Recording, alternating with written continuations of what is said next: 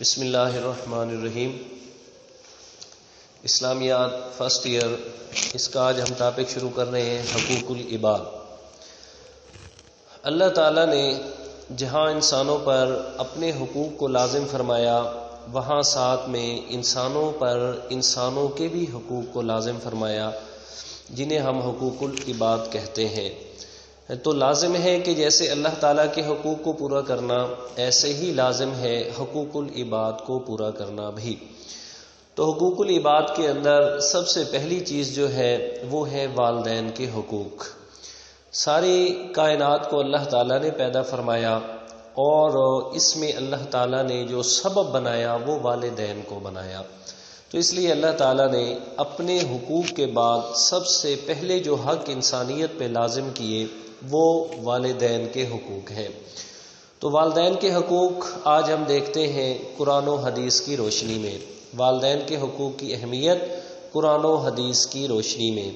سب سے پہلے والدین کے حقوق قرآن پاک کی روشنی میں، اس میں سب سے پہلے ہے والدین کے ساتھ حسن و سلوک کرنا، والدین کے ساتھ اچھا برتاؤ کرنا، جس کا ذکر اللہ تعالیٰ نے قرآن مجید میں فرمایا، حکم فرمایا 15ویں پارے سورہ بنی اسرائیل میں، وَقَضَىٰ رَبُّكَ أَلَّا تَعْبُدُوا إِلَّا إِيَّاهُ وَبِالْوَالِدَيْنِ إِحْسَانًا۔ فرمایا کہ آپ کے رب نے یہ فیصلہ فرما دیا کہ اللہ تعبدوا الا إِيَّاهُ، کہ عبادت صرف اور صرف اللہ تعالیٰ کی، عبادت کے لائق اللہ کے علاوہ کوئی اور ذات نہیں ہے۔ اور ساتھ میں فرمایا وَبِالْوَالِدَيْنِ إِحْسَانًا، اور والدین کے ساتھ حسن سلوک کرو۔ تو والدین کے ساتھ حسن سلوک کا معاملہ یہ اللہ تعالیٰ نے اس کا حکم فرمایا۔ قرآن مجید میں متعدد مقامات پر اللہ تعالیٰ نے اس چیز کا ذکر فرمایا۔ پہلے پارے میں سورہ بقرہ کے اندر ارشاد فرمایا وَإِذْ أَخَذْنَا مِيثَاقَ بَنِي إِسْرَائِيلَ لَا تَعْبُدُونَ إِلَّا اللَّهَ وَبِالْوَالِدَيْنِ إِحْسَانًا۔ فرمایا کہ ہم نے قوم بنی اسرائیل سے یہ پکا وعدہ لیا کہ لا تعبدون الا اللہ، کہ میں اللہ کے علاوہ کسی کی عبادت نہیں کریں گے۔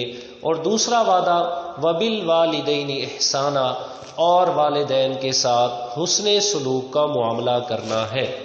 تو والدین کے ساتھ حسن سلوک کا معاملہ کرنا، اچھا برتاؤ کرنا، یہ اللہ تعالیٰ نے قرآن مجید میں حکم فرمایا ہے۔ یعنی بحیثیت مسلمان بھی اور بحیثیت انسان بھی، دونوں طرح سے والدین کے ساتھ اچھا سلوک کرنا یہ لازم اور فرض فرمایا۔ دوسرے نمبر پر ہے ادب و احترام، کہ والدین کے ساتھ ہمیشہ ادب سے پیش آنا چاہیے۔ والدین کے سامنے جب بھی جائیں تو ادب و احترام کو ملحوظ رکھنا چاہیے۔ احترام سے گری ہوئی کوئی بات یا کوئی حرکت یہ تو دور کی بات ہے، اللہ تعالیٰ نے تو ادب و احترام کے اعتبار سے اتنے سخت اصول و قوانین بیان فرما دیے۔ فرمایا فلا تقل لهما اف ولا تنهرهما وقل لهما قولا کریما۔ فرمایا کہ والدین کو آپ نے اف تک نہیں کہنا، ولا تقل لهما اف تک نہیں کہنا، کہ کوئی بھی ایسا معاملہ والدین کے ساتھ آپ بیٹھے ہوئے ہیں تو فرمایا کہ آپ نے ایسا کوئی لفظ نہیں کہنا کہ جس لفظ سے بھی والدین کو تکلیف پہنچے، آپ کے الفاظ سے بھی والدین کو تکلیف ہو، فرمایا آپ یہ بھی نہیں کہہ سکتے۔ تو جب الفاظ بھی منع فرما دیے تو پھر والدین کے سامنے الٹی سیدھی حرکتیں کرنا، احترام کو ملحوظ نہ رکھنا، تو یہ کیسے روا ہو سکتا ہے؟ تو ادب و احترام کو لازمی قرار دیا، فرمایا زبان سے ایسا لفظ بھی نہ کہیں کہ والدین کو گراں گزرے۔ شکر گزاری کرنا، فرمایا والدین اولاد پر یہ لازم کیا کہ والدین کی شکر گزاری کریں۔ قرآن مجید میں فرمایا وَاشْكُرْ لِي وَلِوَالِدَيْكَ، فرمایا میرا بھی شکریہ ادا کریں اور اپنے والدین کا بھی شکریہ ادا کریں۔ والدین کے ساتھ اپنے شکر کا ذکر کیا، کیوں؟ اس لیے کہ اصل میں ہر نعمت دینے والی ذات تو اللہ تعالیٰ ہے، اصل میں سب کچھ عطا کرنے والی ذات تو اللہ تعالیٰ ہے، لیکن اولاد کے لیے اللہ تعالیٰ نے والدین کو ایک سبب بنا دیا، اور سبب کے طور پر کہ ظاہری طور پر والدین اپنی اولاد کے لیے سب کچھ مہیا کرتے ہیں، تو اس لیے فرمایا جہاں میرا شکر ادا کرنا ہے وہاں ساتھ میں اپنے والدین کا شکر بھی لازمی ادا کرنا ہے۔ اور اطاعت گزاری کہ والدین کے لیے اولاد پہ فرض ہے کہ ان کی ہر بات کو مانے، ہر بات کے اندر اطاعت کرے والدین کی۔ والدین جو بھی حکم دیتے ہیں اولاد کو چاہیے کہ سر تسلیم خم کرے، پھر اپنی بات زبان سے کوئی آگے نہ چلائے۔ والدین کا حکم آ گیا پھر خاموشی ہے۔ صرف ایک چیز کے اندر اللہ تعالیٰ نے واضح فرمایا کہ آپ نے اس میں والدین کی اطاعت نہیں کرنی، باقی کسی چیز میں نافرمانی نہیں کرنی۔ فرمایا سورہ لقمان کے اندر وَإِن جَاهَدَاكَ عَلَىٰ أَن تُشْرِكَ مَا لَيْسَ لَكَ بِهِ عِلْمٌ فَلَا تُطِعْهُمَا وَصَاحِبْهُمَا فِي الدُّنْيَا مَعْرُوفًا۔ فرمایا کہ صرف اور صرف اگر والدین آپ کو اللہ تعالیٰ کی ذات و صفات میں شرک کرنے پر مجبور کریں تو فرمایا کہ اس بات میں والدین کی اطاعت نہیں کرنی، اس بات میں والدین کی نافرمانی کرنا آپ پہ لازم ہے۔ عام فہم لفظوں میں کہوں تو یہ کہنا لازم اور بجا ہوگا کہ اگر والدین آپ کو اللہ تعالیٰ اور پیغمبر صلی اللہ علیہ وسلم کی نافرمانی کا حکم دیں تو وہ بات آپ نے نہیں ماننی، باقی کسی بھی بات پر آپ نے ان کے سامنے نہ نہیں کرنی، بس سر تسلیم خم ہے جو مزاج یار میں آئے۔ تو اطاعت گزاری یہ والدین کے لیے یہ ان کا حق ہے جو اولاد کا فرض ہے کہ یہ ادا کرے۔ اور اس کے بعد دعائے مغفرت، اگر والدین دنیا سے چلے جائیں تو اولاد پر لازم ہے کہ اپنے والدین کے لیے دعائے مغفرت کریں، بخشش کی دعا کریں، جیسے قرآن مجید میں ہے ربنا اغفر لی ولوالدی وللمؤمنین یوم یقوم الحساب، کہ والدین کے لیے اولاد جو ہے وہ دعا کرے کہ یا اللہ ہمارے والدین کو بخش دے۔ تو یہ چند ایک حقوق جو ہیں صرف ایک مطلب کہ نمونے کے طور پر میں نے آپ حضرات کے سامنے عرض کی ہیں، وگرنہ اس میں بڑی تفصیل ہے کہ دیکھیں ایک ہی بات واضح ہو گئی کہ اللہ تعالیٰ نے قرآن مجید میں جہاں بھی اپنا حق بیان فرمایا ساتھ میں والدین کے حقوق کا تذکرہ کیا۔ تو اس سے یہ بات لازم آتی ہے کہ اللہ تعالیٰ اہمیت بتلانا چاہ رہے ہیں کہ والدین کے حقوق کی اہمیت کتنی ہے، کہ کتنا لازم ہے کہ میں نے اپنے حق کے ساتھ والدین کے حقوق کو لازم کیا۔ اس کے ساتھ ساتھ آپ صلی اللہ علیہ وسلم نے حدیث مبارک میں اپنی زبان مقدس سے بھی اس بات کی وضاحت فرما دی کہ والدین کے حقوق کتنے لازم ہیں، والدین کی اطاعت گزاری کتنے لازمی ہے۔ آپ صلی اللہ علیہ وسلم کی حدیث مبارکہ آپ کی کتاب میں لکھی ہوئی ہے، میں چند ایک آپ کے سامنے عرض کر دیتا ہوں۔ آپ صلی اللہ علیہ وسلم کے پاس حضرت عبداللہ ابن مسعود رضی اللہ تعالیٰ عنہ آئے اور فرمایا کہ سوال کیا یا رسول اللہ کہ سب سے نیک عمل کون سا ہے، کون سا عمل اللہ تعالیٰ کے ہاں بہت زیادہ مقبول ہے؟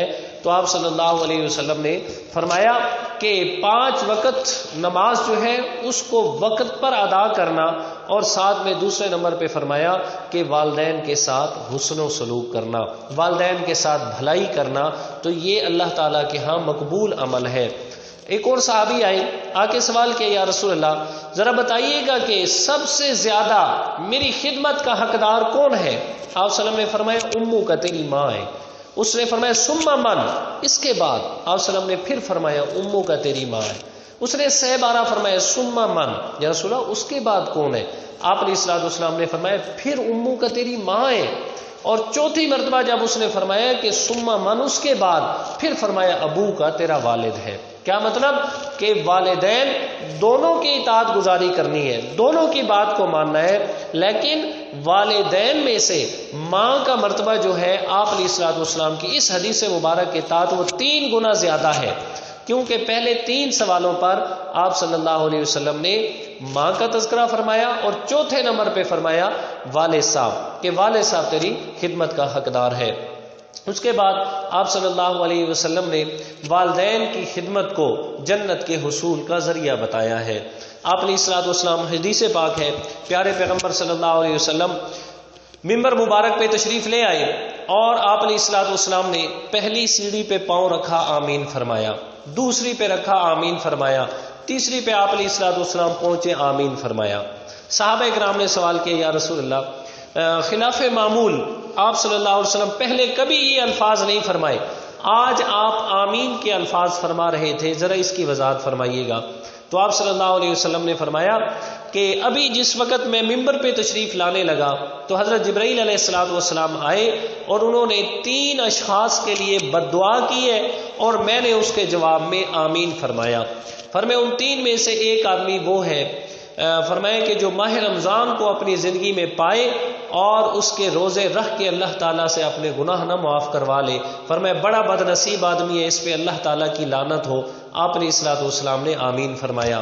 دوسرا فرمایا کہ وہ آدمی بھی تباہ و برباد ہو جائے جو کسی محفل میں بیٹھا ہو اور اس محفل کے اندر آپ کا نام نامی، اسم گرامی جناب محمد صلی اللہ علیہ وسلم آئے اور وہ آدمی آپ پر درود نہ پڑھے تو اسے بھی اللہ تعالیٰ تباہ و برباد کرے۔ آپ صلی اللہ علیہ وسلم نے آمین فرمایا۔ اور تیسرے نمبر پہ فرمایا وہ شخص بھی تباہ و برباد ہو جائے جو اپنے والدین کو یا والدین میں سے کسی ایک کو بڑھاپے کی حالت میں پائے اور ان کی خدمت کر کے اللہ سے جنت نہ حاصل کر لے، تو فرمایا کہ یہ بھی اس کو بھی اللہ تباہ و برباد کرے۔ تو آپ علیہ الصلوۃ والسلام نے جہاں خدمت نہ کرنے والے کو تباہ و برباد کرنے کے لیے اللہ سے مطلب کہ بد دعا کی ہے، وہاں ساتھ ہی یہ بھی فرمایا کہ جو آدمی والدین کی فرما برداری کرتا ہے اور والدین کے ساتھ حسن و سلوک کرتا ہے تو فرمایا اس کے لیے جنت کی بشارت ہے۔ اور آپ علیہ الصلوۃ والسلام کی حدیث مبارک فرمایا کہ والدین کی ناراضگی میں رب کی ناراضگی ہے اور والدین کی خوشی کے اندر رب کی خوشی ہے۔ تو یہ چند ایک چیزیں تھی جو میں نے آپ حضرات کے سامنے عرض کی والدین کے حقوق کے حوالے سے کہ والدین کے حقوق قرآن و حدیث کی روشنی میں کس قدر اہمیت کے حامل ہیں۔ دعا ہے اللہ تعالی ہمیں والدین کے حقوق ادا کرنے کی توفیق عطا فرمائے۔